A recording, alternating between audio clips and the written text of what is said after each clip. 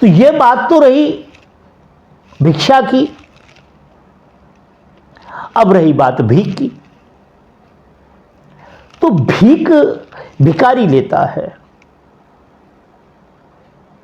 भिखारी भीख लेता है। वो कोई त्यागी नहीं होता, वो कोई सन्यासी नहीं होता है। और भीख लेकर के उसका लोभ दिन पे दिन अधिक बढ़ता है। आपने देखा हो, कोई भिखारी एक मन आटा लिए घूम रहा है, एक मन आटा लिए घूम रहा है। क्या एक मन आटा वो खा सकता है? यदि उसका परिवार भी है तो खा सकता है क्या? वैसे तो एक बात है, जैसे मैं अनचाही सलाह दे रहा हूं,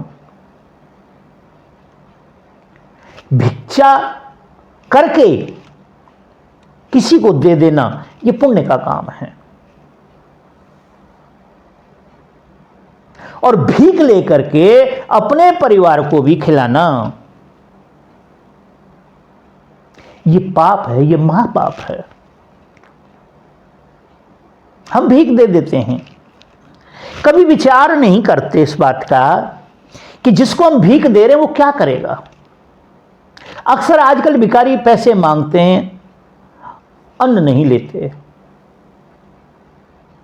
तो मैं अभी ये कह रहा था कि वो एक मन आटा लिए घूम रहा है, वो उस आटे को बेच देगा, पैसे ले जाएगा। तो इसी प्रकार से आजकल जो भिखारी हैं वो पैसे मांगते हैं, कपड़े मांगते हैं, साड़ियां मांगते हैं। कोई बेटी के नाम पे भीख मांगता है कि मुझे बेटी की शादी करनी है, कोई किसी नाम पे मांगता है, कोई इस बात में मांगता है कि मैं आपका पुरोहित हूं, मैं आपका पूजनीय हूं, मेरी बेटी की शादी करना आपका धर्म है, मेरे बेटे की शादी करना आपका धर्म है। नहीं, गलत है ये बात। पहले तो आप विचार करें कि आपने पिछले जन्म में कोई अच्छा कर्म नहीं किया, जो आज किसी वजह से आपको भीख मांगनी पड़ रही है, दुनिया के सामने हाथ फैलाना पड़ रहा है। आप ऐसे भी नहीं कि आप अपना जीवन यापन भी कर सकें, और फिर दिन पे दिन भीख मांगते हैं, और दिन पे दिन लोभ बढ़ता है, और लास्ट में नरकगामी हो जाते हैं। हम भीख दे देते हैं, हम विचार नहीं करते। भीख देना भी अपराध है। भीख किसे देनी चाहिए, किसे नहीं देनी चाहिए। जैसे पिछली बार भी मैंने कहा था कि हमने भीख दे दी, पैसे दे दिए, 10 रुपए दे दिए। यदि कोई सज्जन पुरुष आपको रोकता है, कहता है कि ये क्या कर रहे हैं आप, तो आप 4 बात उसको बता देते हैं। भाई हमने तो दे दिया, हमें क्या पता क्या करेगा, ये जो करेगा वो अपने आप करेगा। नहीं, यहां विचार करें आप। 10-10 रुपए लेके 100 आदमियों से उसने 10-10 रुपए ले लिए, 1000 रुपए हो गए। 1000 रुपए में 200 रुपए की बोतल लेगा, 100-200 रुपए का मुर्गा लेगा, वो आप और अपने परिवार को खिलाएगा। अगर आप भीख नहीं देते, पैसे नहीं देते उसे, आप कहते बैठ जाओ बाबा भोजन कर लो, तो क्या वो मुर्गा काटता? क्या वो है शराब पीता? और आप जानते हैं मुर्गा और शराब पीने के बाद सभी व्यसनों की आवश्यकता होती है। अब आप ये कहेंगे हमने तो दान कर दिया, हमने तो भीख दे दी, अब हम क्या करें, वो जो करेगा वो तो उसका फल है। नहीं, आपने खेत पट्टे पे दे दिया, रेंट पे दे दिया कि भाई एक खेत का 1 साल के लिए 20 मन गेहूं आप मुझे दे देना, आप जो चाहे उससे करो 1 साल तक। आप उसमें धान बोएं, कोई सब्जी बोएं, गेहूं बोएं, मक्का बोएं, बाजरा, जो भी चाहें आप अपने आप करें 1 साल के लिए। 20 मन गेहूं आप मुझे देंगे या 20 मन गेहूं के पैसे देंगे आप। एग्रीमेंट हो गया उनका, दे लिया। तो आप विचार करें, खेती आपकी, खेती करने वाला कोई दूसरा। 1 साल बाद वह आपके घर पे या तो 20 मन गेहूं के पैसे पहुंचा देगा या 20 मन गेहूं पहुंचा देगा। अब विचार करें क्या किया आपने उसमें। हल चलाने गए आप? नहीं। गुड़ाई नराई करने गए आप? नहीं। बीज डालने गए? नहीं। पानी लगाने गए? नहीं। कटाई करने गए? नहीं। कुछ नहीं किया, आप अपने घर बैठे रहे। तो उसका कुछ % हिस्सा, क्योंकि बिना किए तो वो नहीं देगा, बिना उसमें कुछ नहीं होगा, उससे प्रॉफिट नहीं होगा तो नहीं देगा ना वो आपको, क्योंकि आपकी खेती है ना, आपने कुछ नहीं किया उसमें। मगर आप उस 20 मन गेहूं को घर ले आए, उसने कुछ नहीं किया, आपकी केवल जमीन थी। इसी प्रकार से जो मुर्गे बकरे काटने का और शराब पीने का और व्यभिचार करने का जो पाप होगा, उसका कुछ हिस्सा आपके पास आ जाएगा। इसीलिए हमारे शास्त्रों में कहा है कि भीख पात्र को देख के देनी चाहिए। पात्र का अर्थ नहीं किसी जाति को देख के देनी चाहिए, किसी के कपड़े देख करके देनी चाहिए। हमें मालूम होना चाहिए। भीख आजकल आंख खोल के देनी चाहिए, आंख बंद करके नहीं देनी चाहिए, आंख खोल के देनी चाहिए। एक संत कहते हैं, अद्ध भोजन वृद्ध गाय, दाता दे नरक को जाए। आधा भोजन कराया किसी को और वृद्ध गाय का दान कर दिया, दाता भी हुए आप और फिर भी नरक को जाएंगे आप। क्यों? क्योंकि उसमें संतुष्टि नहीं हुई उसकी, जिसने भोजन किया आपके यहां। भोजन कराना बहुत उत्तम कर्म है। कोई भी आ जाए, आप उसकी जाति धर्म मजहब ना देखें, आप उसे भोजन कराएं। मगर कहां भोजन कराएं? दरवाजे के बाहर, गेट के बाहर। आजकल बड़े लोग चल रहे हैं, 2 तरह के केमिकल आते हैं, एक ही हाथ पर 2 केमिकल लग जाते हैं। किसी भी बहन बेटी की तरफ कर देते हैं आप हाथ, वह अर्ध चेतना में आ जाती है। आप जो कहते हैं वो करने लगती। जेवर ले आओ, ये ले आओ, जो कैश रखा है वो ले आओ, और उसे लेके वो चला जाता है। और जैसे ही उसे होश आता है तो चारों तरफ उसकी ढूंढेर पड़ती है, मगर वो व्यक्ति जा चुका होता है वहां से। वो एक पूरा पूरा ग्रुप होता है, भाग जाते हैं। इसलिए भोजन भी कराना है तो गेट से बाहर कराएं। भोजन कराएं, उसकी जाति मजहब कुछ ना देखें, भोजन कराएं और पूर्णतः भोजन कराएं जो आपके पास हो। इच्छा से अधिक भोजन कराएं, मगर अंदर नहीं, बाहर। और बूढ़ी गाय दे दी आपने जो किसी मतलब की नहीं थी, तो मर जाएगी उसके यहां जाकर के। तो कहते हैं दाता दे नरक को जाए। अब आपने देखा दान किस किन के प्रकार का होता है।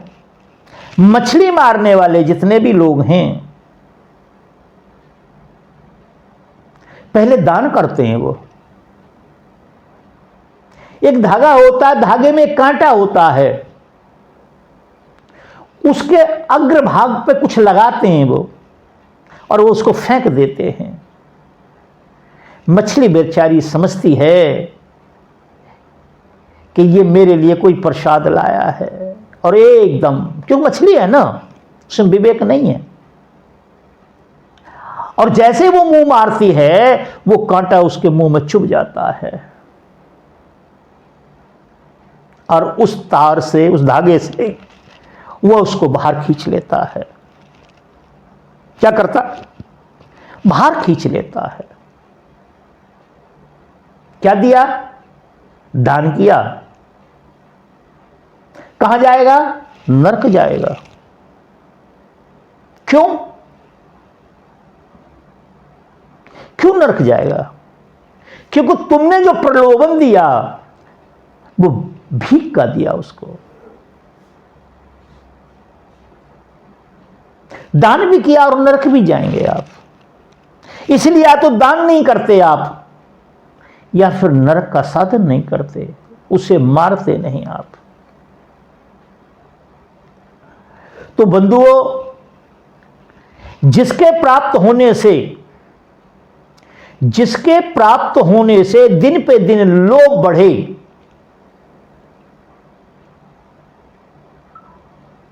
जिससे हमारा मन मस्तिष्क बेकार हो जाए, जिसके लेने से हमारे व्यसन बढ़ें,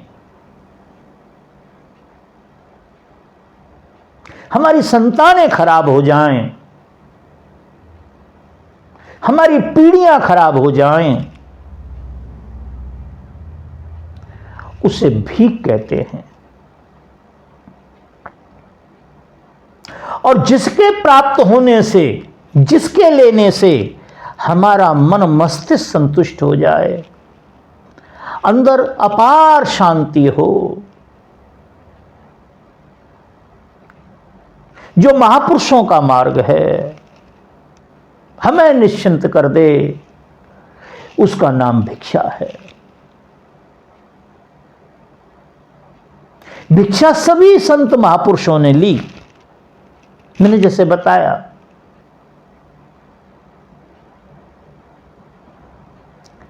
एक सज्जन थे,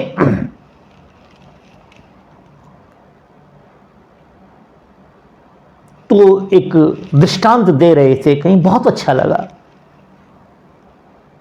एक राजा कहीं भ्रमण के लिए निकले, तो रास्ते में एक सोने का सर्फ उनको मिला। जब सोने का सर्फ मिला तो जो उनके सिपाही थे उन्होंने उठाया उसे और उठा करके राजा के पास रख दिया। कोई बात नहीं, राजा भ्रमण करके आ गए। भ्रमण करने के बाद राज्य में अनेक प्रकार के विघ्न उत्पन्न होने लगे। जब अनेक प्रकार के विघ्न उत्पन्न होने लगे तो राजा ने बड़े बड़े विद्वानों को बुलाया, पंडितों को बुलाया, ज्योतिषियों को बुलाया, गुणियों को बुलाया और सबके सामने प्रस्ताव रखा कि मैं एक दिन ऐसे जा रहा था, उस दिन एक सोने का सर्फ मिला रास्ते में, वह खजाने में रखवा दिया है। उस दिन से राज्य में अनेक प्रकार के विघ्न उत्पन्न हो रहे हैं, तो क्या करना चाहिए उसके लिए? सबने अपनी अपनी सलाह दी।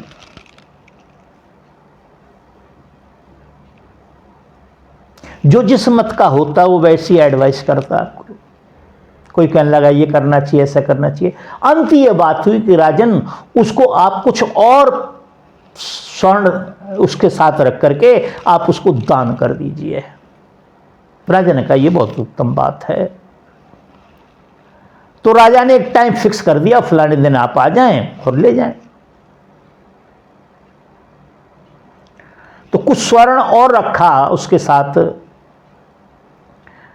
और एक पंडित बुलाया, और जैसे ही सर्फ हाथ से रख करके जैसे ही संकल्प लिया जाता है, विष्णु और विष्णु किया जाता है, तो सर्प क्या करता कि 2 बार जीभ निकालता इस प्रकार से। तो जो दान लेने वाला था वो पीछे हट जाता और ये क्रम कई दिन तक चला। जब कई दिन तक चला, बड़ा परेशान लोग, राजा बड़ा परेशान, प्रजा परेशान। आखिरी सर्प कहता क्या है कोई नहीं जानता है। एक दिन एक सज्जन आए, उन्होंने कहा कि राजन मैंने सुना एक सर्प है जिसको आप दान करना चाहते हैं। बोले हाँ भैया हम तो करना चाहते हैं, क्या आप लेंगे? पर हम संकल्प के साथ देते हैं। बोले हाँ कोई बात नहीं, आप देना, कोई बात नहीं। दूसरा दिन हुआ, वह दान लेने के लिए खड़े हुए और राजा ने अपने हाथ में सर्प रखा। रख के पंडित ने जैसे कहा विष्णु और विष्णु, तो सर्प ने 2 बार किया ऐसे, जीभ निकाली। तो जो दान लेने वाला था उसने 3 बार ऐसे किया और सर्प को और जो दूसरा स्वर्ण था उसको अपनी झोली में डाल लिया। और जब अपनी झोली में डाल लिया तो राजा ने पूछा कि भैया मैं आपसे क्या कहूं, महाराज कहूं, क्या कहूं, क्या नहीं कहूं, मैं ये बात नहीं समझ पा रहा कि सिर्फ पूछता क्या, कहता क्या था। बोले राजन आपका काम हो गया, आपको क्या लेना देना, मगर फिर भी मैं बता देता हूं। ये सिर्फ ये कहता था कि दान कोई साधारण चीज नहीं है जिसे आप ले जा रहे हैं, ये दूसरे का कमाया हुआ धन है, इसमें दूसरे का अधिकार है, आपका अधिकार नहीं है। और अगर मुझे ले चलेगा तो जैसे मैंने राजा का सत्यानाश किया है मैं तेरा भी कर दूंगा। तो ये पूछता था क्या दोनों टाइम बैठ के भजन करता है, तो मुझे ले चलना, अगर नहीं करता हो तो मत ले जाना। तो मैंने कहा कि मैं 2 टाइम नहीं, अब मैं 3 टाइम करता हूं, और लेके मैंने डाल लिया। क्या हुआ? मैं 3 टाइम करता हूं। तो कबीर साहब कहते हैं कबीरा दान के अन्न के 9 अंगुल दांत, और भजन करे तो ऊबरे नहीं फाड़ डालेंगे आंत। अक्सर संत आपने बीमार देखे होंगे, क्यों? दुनिया का अन्न खाते हैं, दुनिया की आदि व्याधि उनके पास आती है। आखिर वो अपराध कहीं तो जाएगा, कहीं तो जाएगा पाप। गृहस्थ को बहुत ज्यादा परेशान करता है, संत को थोड़ा कम परेशान करता है। संत क्या करते हैं? इकट्ठा करते रहते हैं, समय समय पे संत भंडारा करते हैं, सत्संग करते हैं। वह थोड़ा थोड़ा जहर इकट्ठा करते रहते हैं, और वो थोड़ा सा जहर जो इकट्ठा होता है वो बड़े विशाल किसी चीज में डाल देते हैं, सब्जी में डालते हैं, खीर में डालते हैं, किसी में भी डाल देते हैं। हजारों लोग पा जाते हैं, कोई नहीं मरता है। अगर संत पाले या कोई एक व्यक्ति वैसा पाले तो खत्म कर देगा उसको। इसलिए जिसके प्राप्त होने से लोभ बढ़े, काम बढ़े, क्रोध बढ़े, वासनाएं बढ़े, हमारे मन मस्तिष्क में विकार पैदा होने लगे, वह भीख होती है। अपने परिवार के लिए जो मांगी जाती है वो भीख होती है, और जो पेट के लिए मांगा जाता है, संचय करने के लिए नहीं, बेटी की शादी करने के लिए नहीं, बेटे की शादी करने के लिए नहीं, किसी के लिए नहीं मांगी जाती, उसे भिक्षा कहते हैं। जो मेरी समझ में आया, भिक्षा में और भीख में यही अंतर है। यदि फिर भी आपकी संतुष्टि नहीं हुई हो तो आप दोबारा प्रश्न करके भेजें। धन्यवाद।